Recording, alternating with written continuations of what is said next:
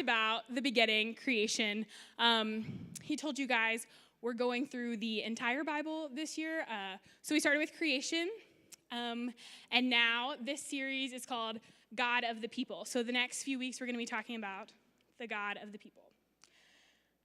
Okay, that being said, I'm going to give you a crash course. We started with creation last time, and we're talking about Jacob tonight, but there's a few things that happened in order for us to get there. So the first thing that happened was Adam and Eve in the garden. You guys all know how that story went, something like that. They are deceived by a serpent. They eat of the fruit of the tree, and then they are kicked out of the garden. And then after that comes Noah. I like to think this is a real picture of Noah. I know it's not, but I like to think it is. So God looks out at the earth and he sees that it is evil, more evil than it ever has been. And so he commissions Noah to build the ark, to put the animals on the ark. This is probably what it actually looked like. Real life pictures, ladies and gentlemen. After Noah came Abraham.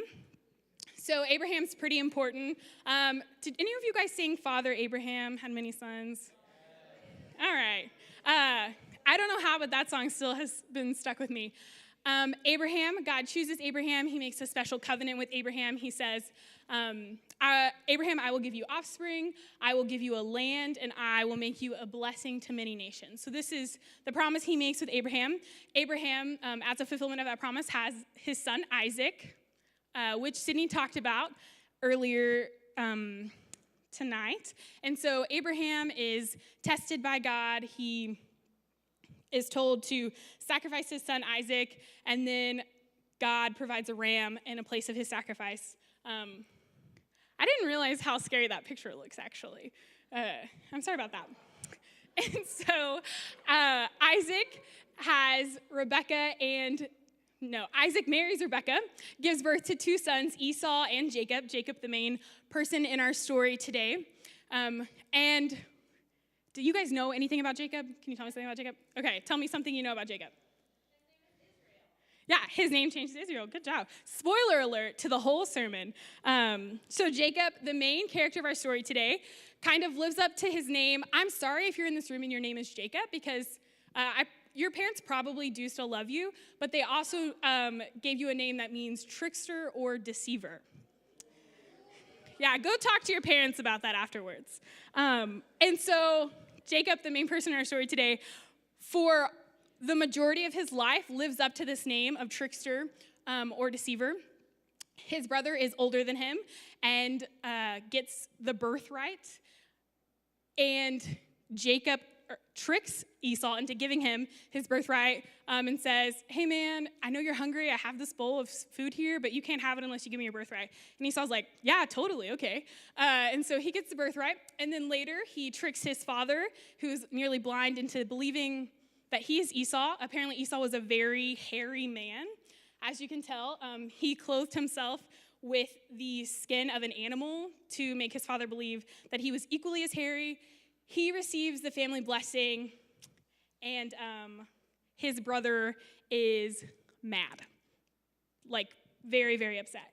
And his brother is more, what is the word I'm looking for? Yeah, kind of, I guess, jockish. He hunts, whereas Jacob kind of stays inside with his mom. And so, yeah, Jacob gets scared, and he's like, wow, my brother is going to kill me. And so he runs away. He's received the birthright, he's received the blessing, and he runs away to his uncle's house, his uncle Laban. And while he's there, he falls in love with his uncle's daughter, Rachel. And I know, it was different times. We'll address that later, probably. And so he falls in love with Rachel, and Laban tells Jacob, okay, you work for me 7 years, I will give you my daughter Rachel. He works for 7 years, and then on their wedding night, Laban tricks him and gives him Leah, which is the older, less attractive daughter, we are told. And I don't know how it got past Jacob, but he ends up marrying Leah instead, and he is mad that the master deceiver, has been deceived. And so he agrees to work another 7 years because he loves Leah. He works those years, he loves Rachel. He doesn't love Leah, he loves Rachel, marries Rachel, works another 6 years just to gain a bunch of wealth, property, flocks, and in order to kind of outgrow his uncle, to get back at his uncle, really, for that trick he played. And that's where we're at in the story today. Jacob has raised up this kind of mass fortune, and he leaves his uncle, and his uncle's upset about it, and he says, you can't come back here. Like, once you've left, you are not allowed to come back. And so we are in Genesis 32, and this is the account of Jacob wrestling with God. So Jacob is coming back from his uncle's house, and he is headed back to the land where his brother is. So as you can remember, his brother is still mad, right? And he's afraid of this. So Jacob, at the beginning of chapter 32, sends out some servants with some gifts to his brother. He's like, maybe I can try and bribe him. This is a good tactic you would think would work. And those messengers come back and say, oh, actually, he's meeting you with 400 men. Do you think that was probably a good sign? Yeah, the answer is no. You were correct. 400 men means he is not happy. So Esau is basically bringing warriors to destroy him. And then in verses 7 and 8, Jacob devises another plan to save himself. He says, okay, well, here's Leah with her children, Rachel with her children. I'll send them out. Probably only one group will die, which means I'll have one group left. Like, that sounds like a good plan. I'll cut my losses. It sounds awful. I understand that. And then in verses 9 and 12, we see Jacob briefly pray to God, and you think he's praying for God to deliver him. You think he's coming into this resolution that God is in control, except a few verses later, Jacob goes back to his original plan, and he plots out this deceptive way of trying to control the situation. So this prayer probably was not genuine, and that's where we find him in this situation. He is realizing that he has to go back to his brother, face his brother the next night. And I found a meme that I feel like kind of sums us up, right? Like, this is Jacob right now. His life is crumbling. He doesn't know what awaits him the next morning. Actually, he does know it's Esau and 400 warriors. And for lack of a better term, he's, probably falling apart. And so we're going to read in Genesis 32, 23 through 32. If you have your Bibles, go ahead and open it up to that. If not, it is there on the screen. So I'm going to read that for you guys.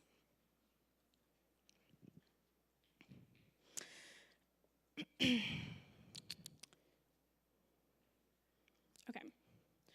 The same night he arose and took his 2 wives and his 2 female servants and his 11 children and crossed the ford of the Jabbok. He took them and sent them across the stream and everything else he had. And Jacob was left alone.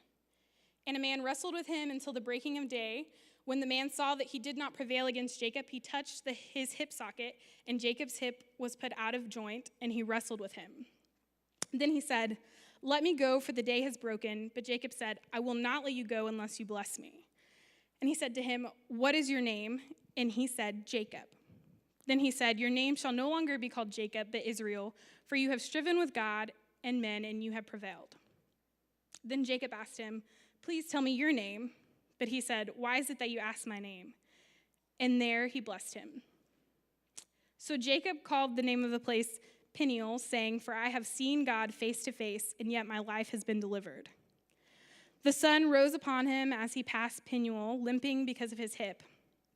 Therefore, to this day, the people of Israel do not eat the sinew of the thigh that is on the hip socket, because he touched the socket of Jacob's hip on the sinew of the thigh. Okay, so here's another meme that I imagined that sums up what is happening with Israel, or Jacob. For those of you who know me, I'm a cat person. I think I announced that in my last thing, so I had to throw something that had to do with cats in there. So here, Jacob is alone, minding his own business, and then this man, or some things will say the angel of the Lord, comes out of nowhere. I like to think he tackles him. That's probably not what happens, but I like to think that it's like one big grand tackle. Okay. But here Jacob is, desperate, alone. The night before, he knows he's going to face his brother, and he can't manipulate the situation anymore. He's tried everything that he can do, and there's really no way out. He's desperate, and in that moment, he's visited by an angel of the Lord, and Jacob wrestles with that angel. He spends the night, probably hours, wrestling with this angel, and with every move, the angel matches him. Jacob gives this fight all of his strength, and even though God is the epitome of power and strength, he graciously lets Jacob contend with him in this match. However, Jacob knows that he hasn't won the battle, and with one touch, this angel dislocates his hip. And then he tells Jacob that the day is coming, or the daybreak is coming. However, Jacob is unwilling to let go until he's blessed. Then the man asks Jacob his name, and in doing so, gives him a new name. So if you're a note taker, here are your points for the evening. This passage teaches us that when we encounter God, we are changed. God shows us that he cares. He reminds us that he's in control, and he calls us into a new identity. And so what does that mean? What does it mean to say that God meets us where we are and he wrestles with us? I think this passage, first of all, is saying that God cares for his people, right? This is the story of God's people. We see that God cares for him. And you're probably thinking, how does wrestling with him teach him that he cares? But I think there's beauty in the fact that God even bothered to wrestle with Jacob. God didn't just sit by while Jacob began to make poor decision after poor decision and just leave him to deal with his mess. He didn't just kick up his feet and say, Jacob, you put yourself in this situation and you are getting everything that you deserve. Instead, he meets Jacob where he is. And I think it's true to say that when you're walking in times of darkness and despair, God is with you. God was with Jacob. When you're struggling to see the light at the end of the tunnel, God is with you. God is there. God is in the process, and he's walking alongside you. He's present in the community around you, leading you to the light. He's there when you're struggling with your parents' divorce, when you're struggling with the death of a friend or a family member, when you're depressed or you're anxious or overwhelmed to the point of despair, he's there. When you put yourself in situations that are harmful to you, he's there. And he's caring for you in these moments, but he's also showing you that he's in control. And I don't think that's meant to be scary. He's not saying he's dictator of your life. He's not saying he's going to make every decision for you. I think it's comforting to know that you don't have to do it alone, that you're not responsible for the outcome of your parents' divorce. You don't have to try and fix that. You get to rest in the fact that God is in control. And if Jacob had been faithful from the beginning and waited for his blessing, things would have turned out different, but God is gracious, and he meets him there. And in this story, Jacob puts a good fight. He's persistent in his fight. However, he's nothing for God's strength. And with the touch of a hip, Jacob is reminded that this man is in control, that God is in control. And God is showing him that he has authority over the situation. So we talked the first Mountaintop about the power of naming, right? God gave you the power to name animals. He gave you the power to speak things into people's lives. And in here, God is showing Jacob that he's the author of that power. He shows him that while he's been known to be a deceiver, he doesn't have to be known by that anymore. That he doesn't have to be defined by his path. That God is ready and willing to take care of him, but only if Jacob is willing to let God have control. The name Israel in the text is translated, "You have striven with God and with man." But more accurately, it's known as God rules. So Jacob is given a new name and a new identity. And this identity is to be a testament of God's caring for him, his faithfulness to him, and his lordship in his life. He is changed in his very nature. He's saying, no longer are you to be defined by that, no longer are you to behave like that, that your life is to be reflective of the fact that I am ruling, that I am giving, or I have control, and that's comforting. And he's called into this new identity. So we talked, God cares for his people, God is in control of his people, and in the midst of this wrestling, God is calling his people into a new identity. And so God renamed Jacob, and he blesses Jacob. So God has given him this new identity, and he's given him this blessing. And blessings are a pretty big deal back in this time. This blessing or this covenant that God made with Abraham to bless him, to give him offspring, to give him land, and to be a blessing to nations is given to Jacob here. So this is a big deal. This covenant is passed on to Jacob. He's calling him to be more than his past, but to be the father of this covenant, to be the father of the nation of Israel.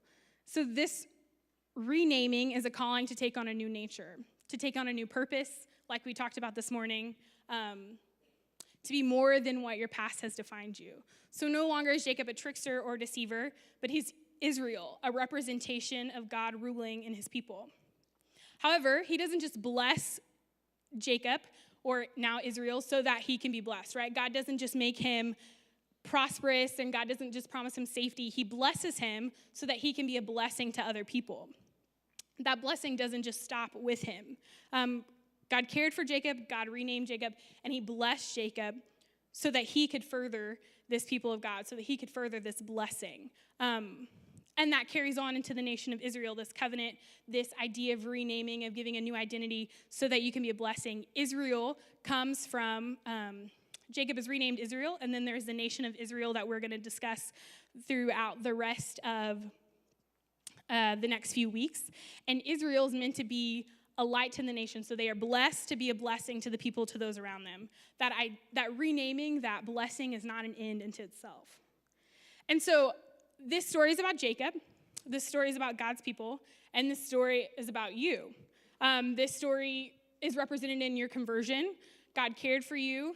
God told you that he was in control. You gave him control, and then he called you into a new identity with him. However, I think this story continues to happen in our lives. When we go through a hard time, we need to be reminded that God cares. We need to be reminded that he's in control. And we need to be reminded of our identity when we too often forget that. This is Jacob's story. He's desperate, and it seems like his life is out of his control. But God is gracious enough to wrestle with him. So you might be desperate, and your life might be out of control.